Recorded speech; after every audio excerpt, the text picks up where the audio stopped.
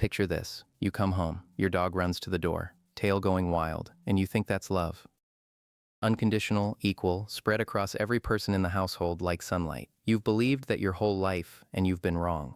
Now let's put the evidence on the table, because feelings are nice, but proof is better. That statistic we mentioned about 80% of owners, believing their dog spreads love evenly, falls apart.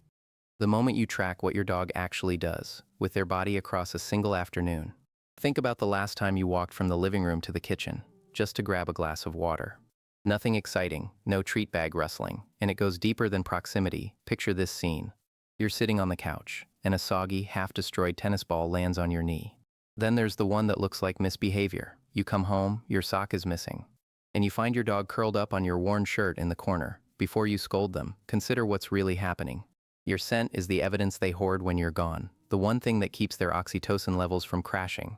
While the house sits empty, you're on the floor, back against the wall, completely silent. No tears, no dramatic sighs, just quiet, and your dog crosses the room, presses into your side, and stays. No toy, no wagging tail, no agenda, just warmth against your ribs.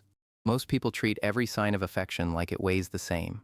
A spinning welcome at the front door, a sock stolen from the laundry hamper, a soft glance from across the room. All sweet, none equal. Some of these behaviors run on autopilot. Your dog losing their mind when you walk in after 10 minutes. That's neurochemistry firing before thought even enters the picture. Real, yes. When a dog picks up on sadness through micro shifts in your face, through the faintest chemical change on your skin, and then chooses to abandon whatever they were doing, just to sit with you in silence. That is not instinct running its loop. That is a decision, a quiet, deliberate act. From a creature most people underestimate entirely. And here is the part that should stop you cold. They almost never offer this to strangers. So now you know the signals, you can name them. But knowing and doing are two completely different currencies, and most people stay broke on the doing side. Tonight, when you sit down on the couch, and your dog walks over and looks up at you, here is the only thing I need you to try. Put the phone face down. See, here is what nobody tells you about reading your dog. You can learn every signal, memorize every behavior, and still miss the point entirely. Because the point was never about passing some test, or checking off 7 items on a scorecard. The point is that your dog already made their choice. They chose you before you ever started paying attention. The real question is not whether they love you, and I want to be honest with you here. Because I think you deserve that more than another feel-good moment that evaporates. The second you close this video, not every sign is going to show up in your dog. Some dogs never bring you a toy. Some dogs do not follow you room to room. That does not mean the bond is broken. It means the bond speaks a different dialect. A dog who is tied to a dumpster, with an extension cord around his neck.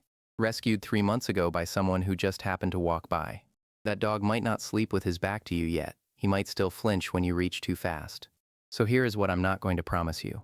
I'm not going to promise that after watching this, your relationship with your dog transforms overnight.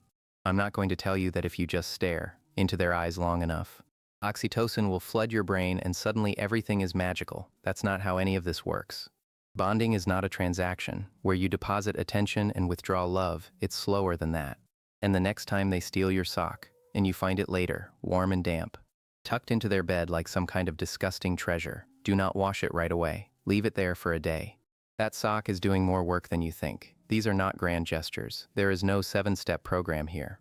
There is no final exam. You're not going to fail at loving your dog because you forgot which number on the list was about sleeping positions. What you have is something much more durable than a checklist. You have a living creature who has already done the math on every person in their life and decided that the answer is you. Every single time the answer is you, not because you are perfect. The only thing that can break that is neglect, not imperfection. But before you go, I want to leave you with something that has been sitting in the back of my mind this entire time. We spent all this time talking about how your dog shows love to their favorite person. We never once asked the harder question. What does your dog do when they are starting to lose trust in someone they used to love? Because those signs exist too.